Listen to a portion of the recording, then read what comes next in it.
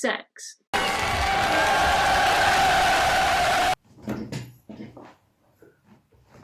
Hi, it's Candid. 2 days ago, that famous trans YouTuber called Copshatemoe posted a video about transmedicalism. Despite its extremely long length, I decided to watch it. And after doing so, I was like, okay, I'm gonna make a video about this video because... Oh my god, there is so much misinformation out there.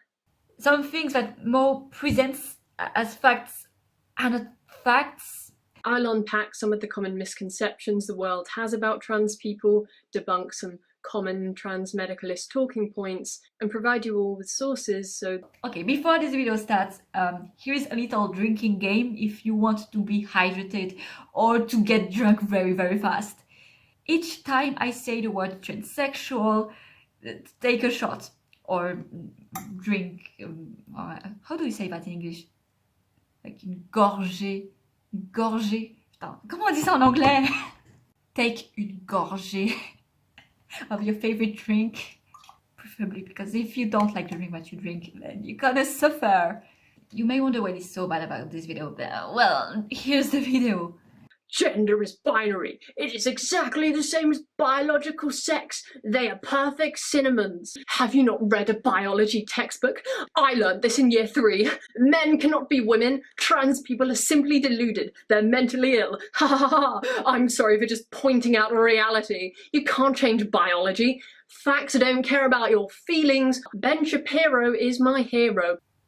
Oh, okay, sorry, that's not the beginning of the video, that's something in the middle. Here is the video, for real. The most commonly used definition of transgender today is someone who identifies as a gender different from the one they were born as, or, as we say nowadays, assigned at birth. To the transmedicalists, who are sometimes referred to as true scum or transmeds, the experience of being transgender is inherently one of great psychological distress. There are already 2 things to unpack here. First of all, some transmedicalists believe that gender dysphoria is needed to be transsexual, but not to be transgender. Transgender is a broader term that can be used as an umbrella term for any person who doesn't fit societal expectations about sex and gender. Experts who are part of the American Psychiatric Association define it as a non-medical term that has been used increasingly since the 1990s as an umbrella term describing individuals whose gender identity or gender expression differs from the sex or gender to which they were assigned at birth. So basically it can include gender non-conforming people, regardless of if they have dysphoria or not. Transsexual refers either to people whose sense of sex doesn't align with their birth sex, or sometimes simply to people who transition medically. That second definition is more rare though. In addition to that, transmedicalists tend not to use gender dysphoria the way it is used in the DSM-5, but in a broader way. Even if we were to follow what is written in the DSM-5, clinically significant distress doesn't equal great psychological distress. Clinically significant distress simply means that it impacts your life negatively and that you wish that things could change. I'm clinically significantly distressed when I can't get out of my bed because I don't have a cis penis or because my skeleton is not male, and that's fucking painful. I am also clinically significantly distressed when I cope with my dysphoria by dissociating and seeing my body as someone else's body, and that I wanted to stop to finally gain myself pretty much. To the transmedicalist, gender dysphoria is the defining characteristic of a trans person. This distress around your birth sex is what makes you transgender. Almost half of transmeds don't think dysphoria is needed to be transgender. Instead, they tend to believe that it's needed to be transsexual. There's often a distinction that is made. Some do believe dysphoria is required to be transgender, but not all of them. If you have a good excuse as to why you don't want surgery, perhaps the surgery is too invasive or the results don't look as good as you would want, that too is acceptable to most transmedicalists nowadays. But it's on the condition you maintain you wish you had been born in the body of the opposite sex. Or an in-between, as around 75% of transmedicalists are pro-non-binary. And even those who are anti-non-binary may believe that you don't need bottom dysphoria to be trans. I'm like Bark Angel. I have absolutely no bottom dysphoria, and I'm so fucking grateful because the You have survey. absolutely no bottom dysphoria. Valid. Ooh. As you might be able to see, this idea around transness lends itself to a worldview that does not include non-binary people. Only about 10% of transmedicalists are anti-non-binary, so that's quite a minority. Transmedicalists will often refer to non-dysphoric or gender non-conforming trans people, or just anyone else they don't think fits their specific definition of trans. They'll call these people transgenders. According to only one survey this time, only about 3 to 4% of transmedicalists are anti-gender non-conforming trans people. I just wanted to put that here. Like, was I ever mocked for my very feminine style presentation and all of that in trans spaces? Yes, but only by two cutes for some reason. They were like, "You're true scum, but you're feminine. You dress like a girl. Like, what the fuck?" Like, true scums never ever insulted my style or shamed me for being gender non-conforming. They never did so. Often the crux of the issue is that people just don't agree on the definitions of things like gender, and they misunderstand what the other person means by it. As I always say, gender has a lot of different meanings, but the one used by transmedicalists is the original definition of gender identity, which was at the time an inner sense of sex regardless of one's presentation. Pretty much. To quote a common sentiment I hear from certain trans men, if I grew up on a desert island away from society's gender roles, I would still want to have a dick.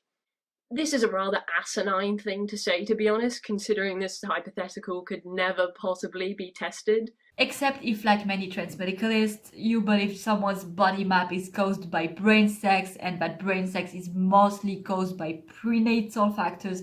That's not to say that there can't be any postnatal factors as well, but many transmedicalists tend not to believe in their hypothetical existence, or at least tend not to put a lot of emphasis on them. When I say gender, I'm referring to the socially constructed roles, attributes, and expectations ascribed to a biological sex. It's how we expect people of a certain sex to act.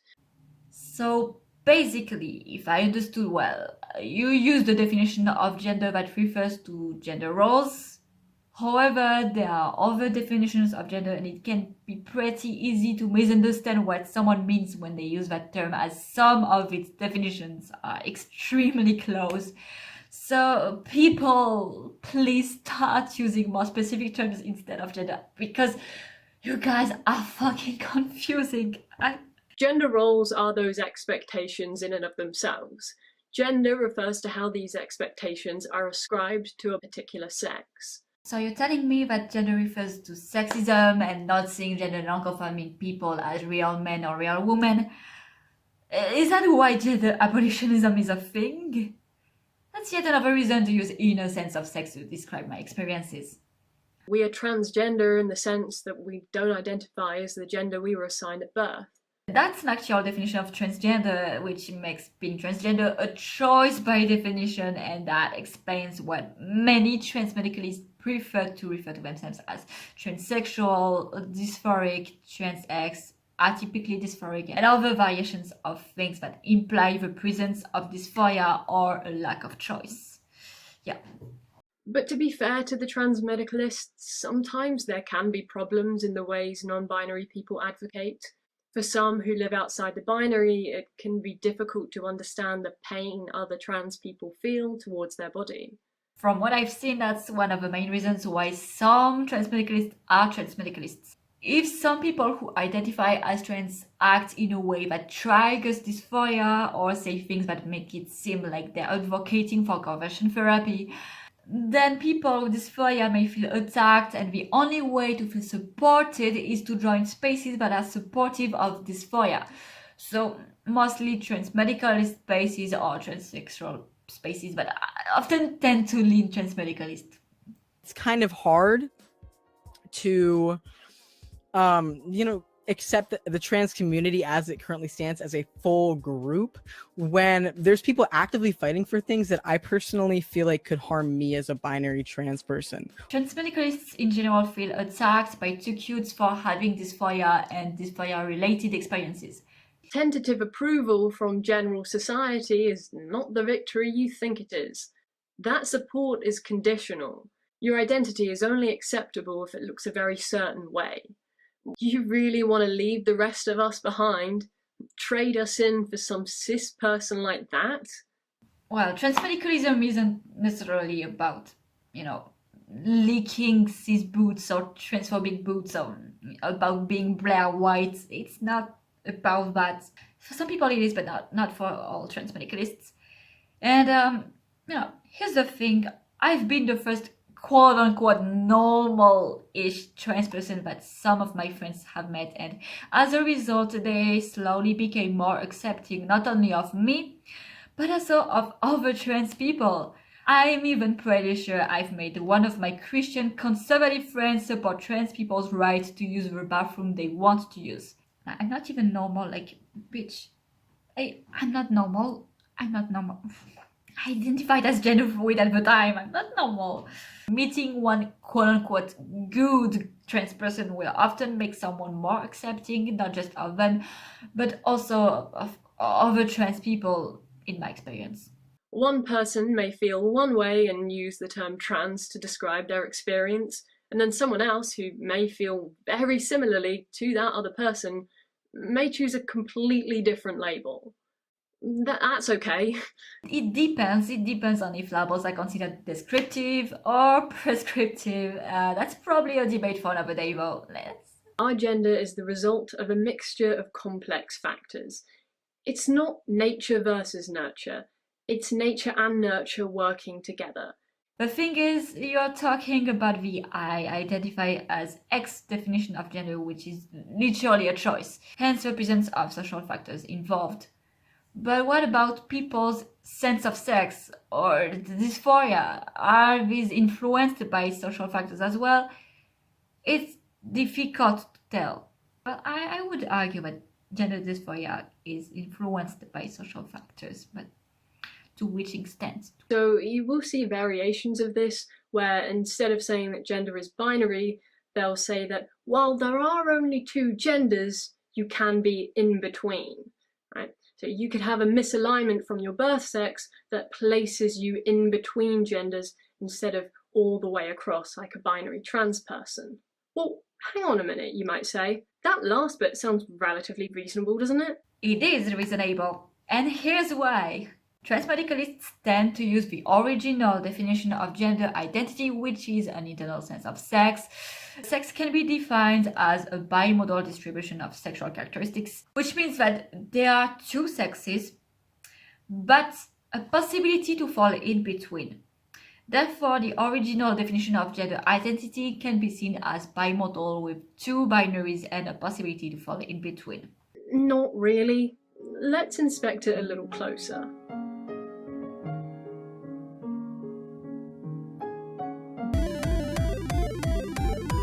After all, why would someone want to identify as a different gender than the one they were born as if they didn't feel deeply uncomfortable? Why would they want to go through all that pain if they didn't hate the way they were born?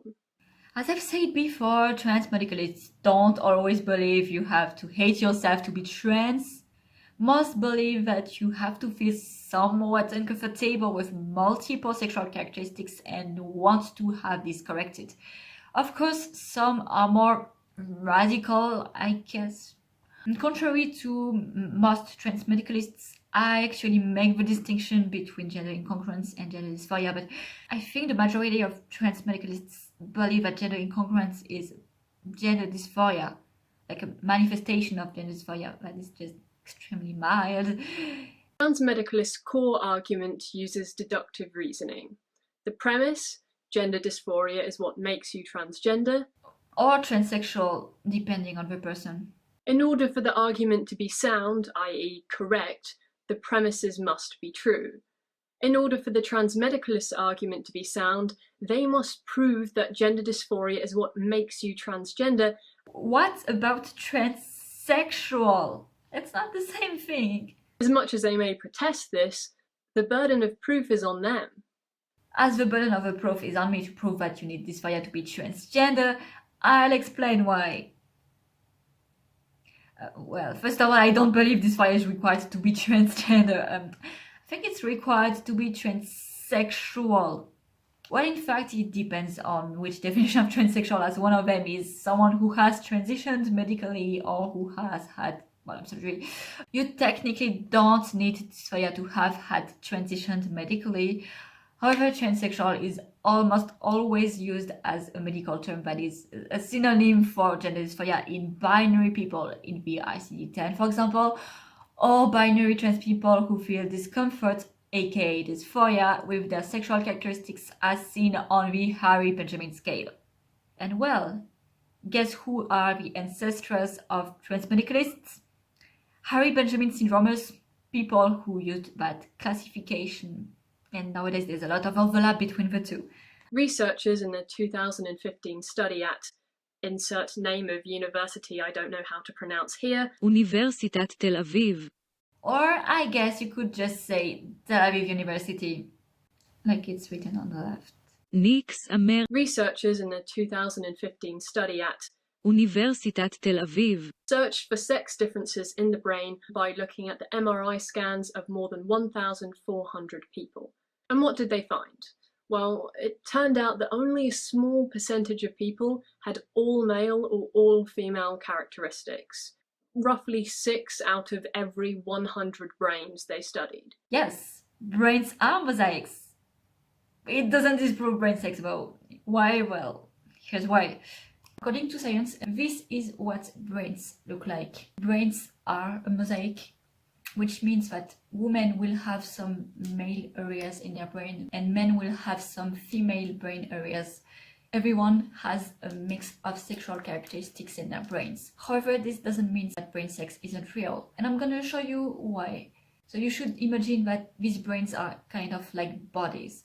On the left, there are female bodies, and on the right, there are male ones. As you can see, all female bodies have something in common, and all male ones have something in common too. Well, it's the same thing for brains. If all brains of a specific gender have something in common, then brain sex is real. And in order for brain sex not to exist, there should be absolutely no brain area that is sexually dimorphic. To check their findings, the team used similar methods to analyse more than 5,500 people's personality traits and behaviour. That doesn't have anything to do with proprioception, and therefore it's completely irrelevant when trying to disprove a neurological basis to sex body maps. People who've played with construction toys, high-action video games, or have hobbies that involve some kind of spatial processing, such as building cars, well, they're probably going to have better spatial skills. If you match women with high levels of experience with men with the same levels, then the differences between men and women disappear. Mo, that's fucking irrelevant. Body dysphoria is not the same as personality types, interests, or skills. It's not the same. I'm the most feminine person on earth, yet I will hopefully get on teeth soon to treat my body dysphoria. Basically, human brains can't be sorted into 2 distinct gender categories.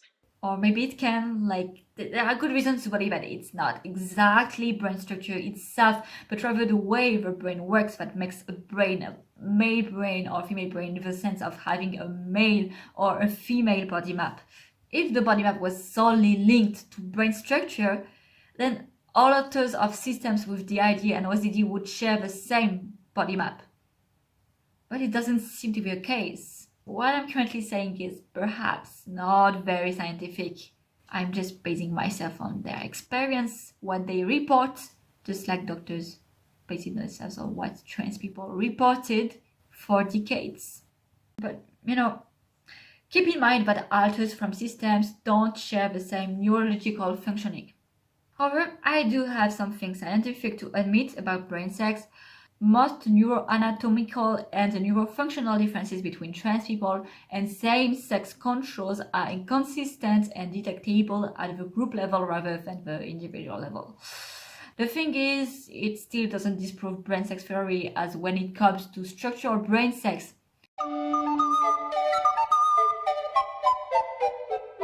and when it comes to functional brain sex, it's the same thing, basically. There has to be sexual dimorphism of brain activity in only one specific brain area for functional brain sex to be a thing. But you know, there's so many brain areas and there's so many things to study.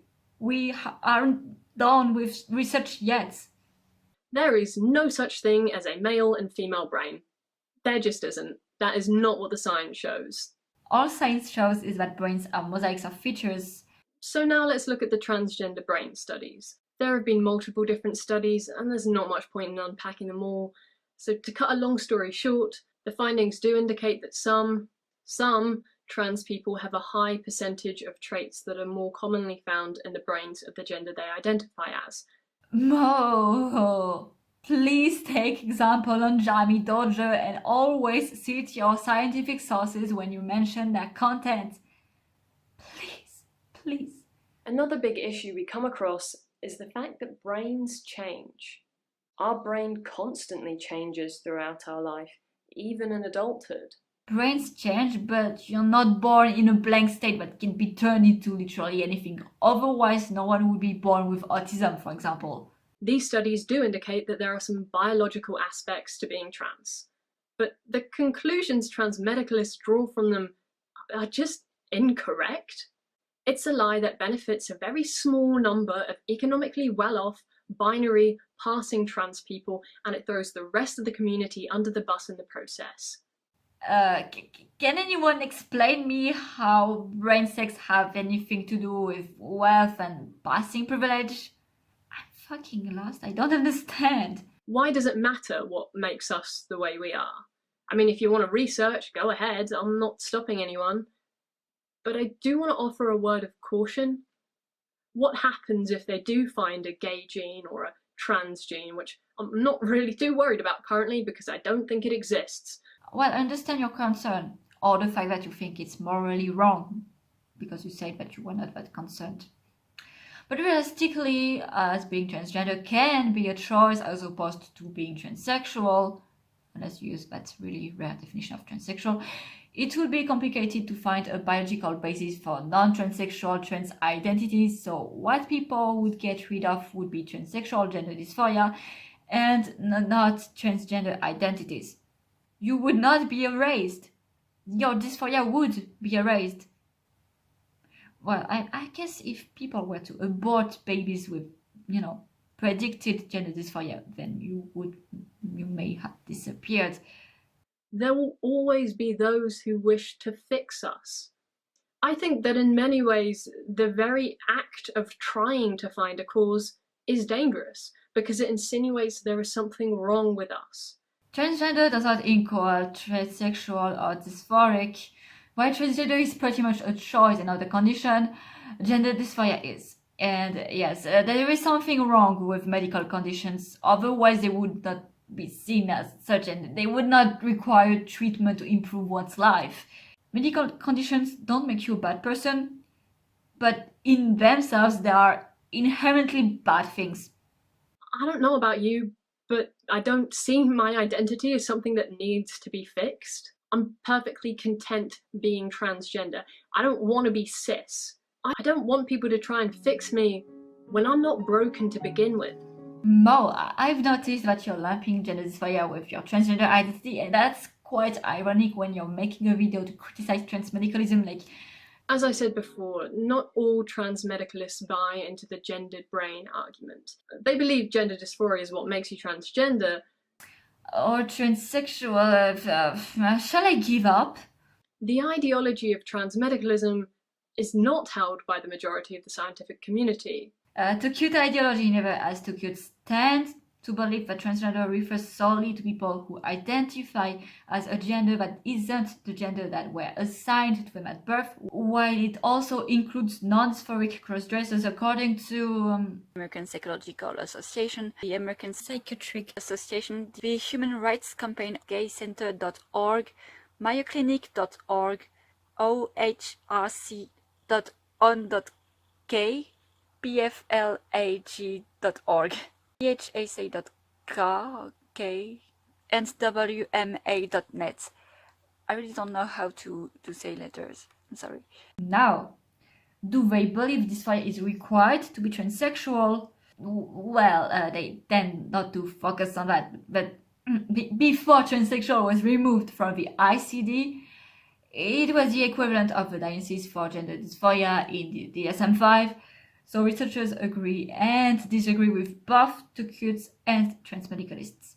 I guess it also depends a lot on if they are sociologists, neuroscientists, psychologists, and anything else, etc., etc.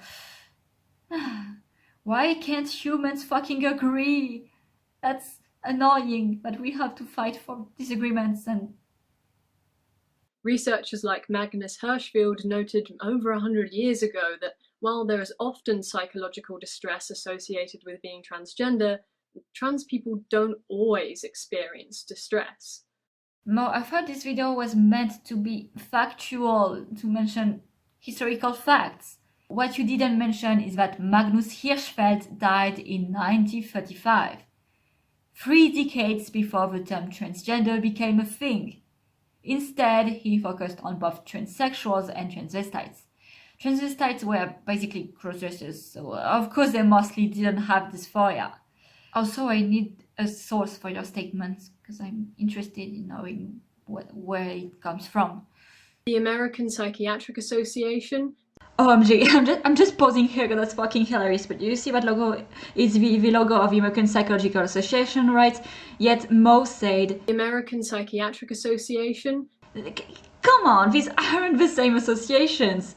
Well, I did made the same mistake in the why the APA states you don't need dysphoria to be transgender video. The American Psychiatric Association.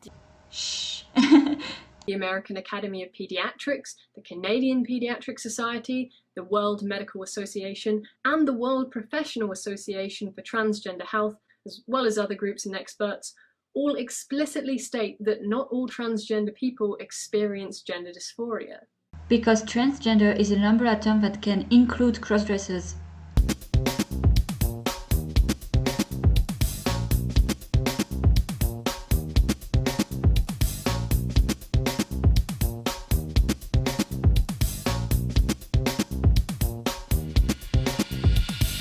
So let's look at what gender dysphoria actually is, because funnily enough, I don't think a lot of transmedicalists have a very good understanding of what gender dysphoria is at all, or what the diagnostic criteria are. Here's the issue. Tokuts define gender dysphoria as a disorder, while transmeds define it as both the disorder, but often also any slightly negative feeling caused by one's sexual characteristics.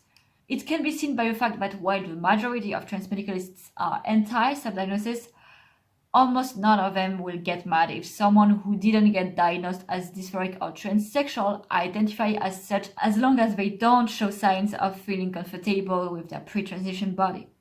Now, I've also seen transmedicalists who use gender dysphoria in a more clinically accurate way. Gender dysphoria, however, is not causing the misalignment. Your identity isn't the problem. It's the distress you feel about the mismatch, not the mismatch itself, which is why you don't need gender dysphoria to be trans. You can experience an incongruence without distress. One could argue that any person with gender incongruence will feel gender dysphoria in their life, as long as they don't die right after they're born. But that's kind of, that's sad. If you do, that's sad. I mentioned earlier that in order for the you need gender dysphoria to be trans argument to work for the transmedicalist in the ways they want it to, gender dysphoria has to be this unchangeable, immutable condition that you cannot just develop later in life or grow out of. Gender dysphoria often starts in childhood and it might continue into adolescence and adulthood. But people can also start experiencing gender dysphoria around the time of puberty or even much later in life.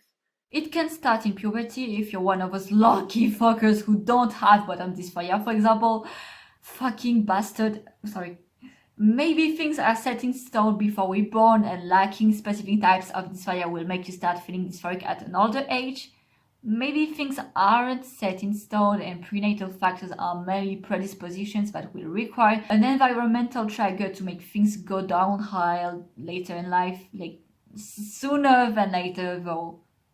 Many children diagnosed with gender dysphoria will remain gender dysphoric as adults, but some won't. As I said earlier, gender non-conforming cisexual can be diagnosed with dysphoria. Did I really say that earlier? Well, it doesn't matter now, I've said it. So transmedicalists claim that gender dysphoria is what makes you trans. But really, it's just this feeling of incongruence. You know, it's a matter of semantics. When you saying that made me think that you were describing gender dysphoria, because that's exactly how some transmedicalists define it. Well, I don't define it that way. That's way too broad. I think the majority of transmedicalists today would still maintain you need body dysphoria to be trans.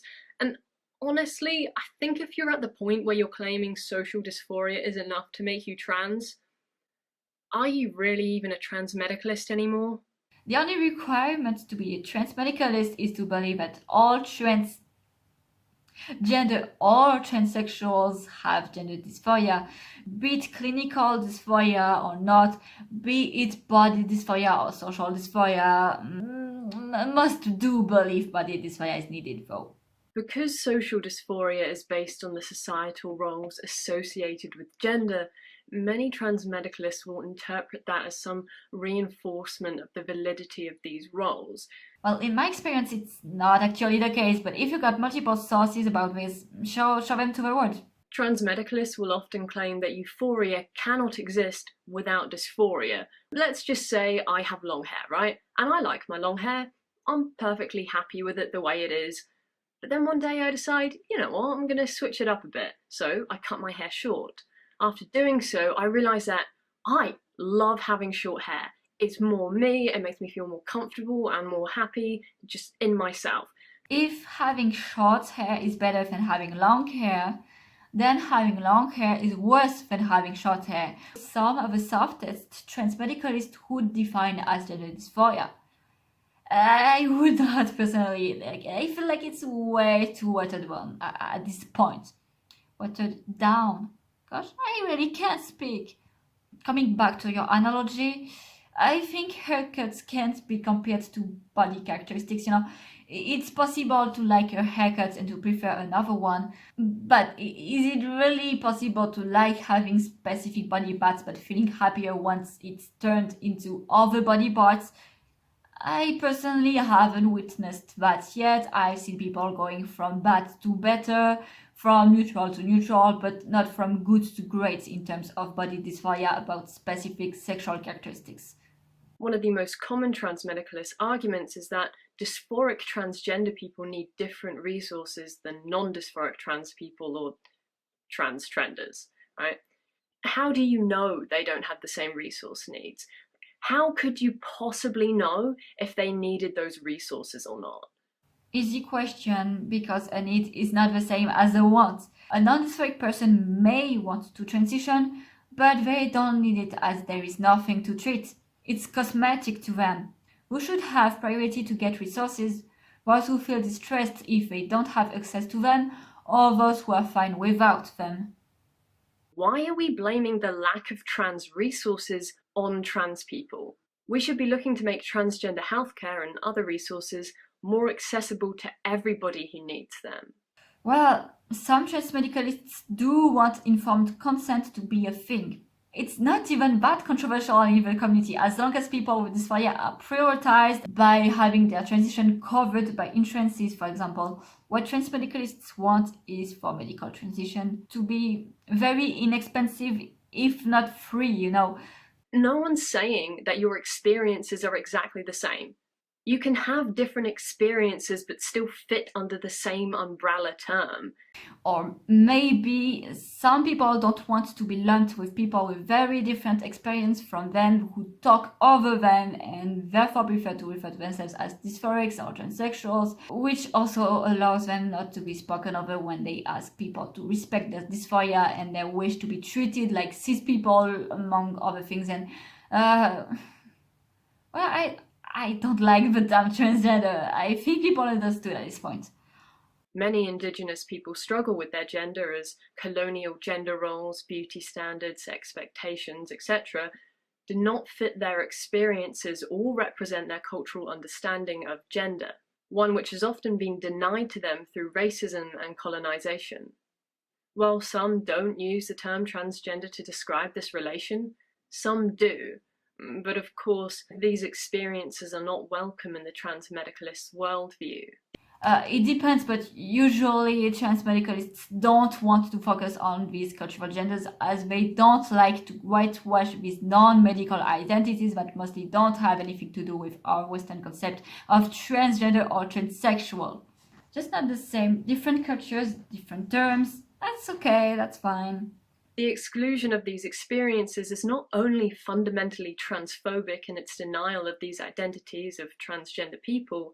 Please, I beg you, don't refer to cultural genders as transgender identities. They can refer to other things like sexes, for example, and among other things.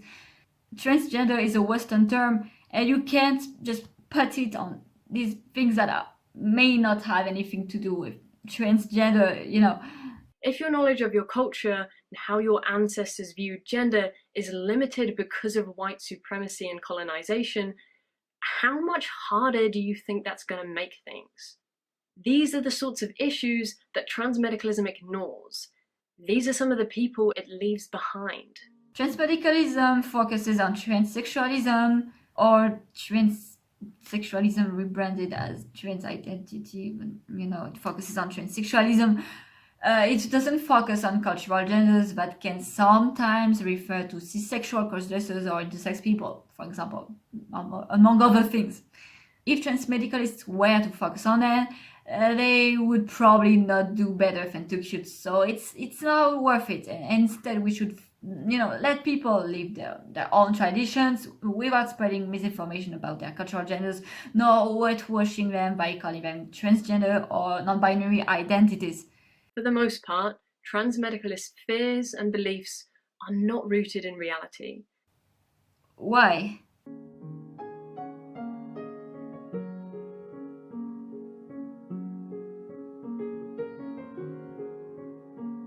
Wow. That's the end of the video. Wow. This was a long one. Well, it seems like I don't have anything else to react to in this video. So I guess that's the moment when I say this is the end of this video. I hope that you liked it and see you for another video. No.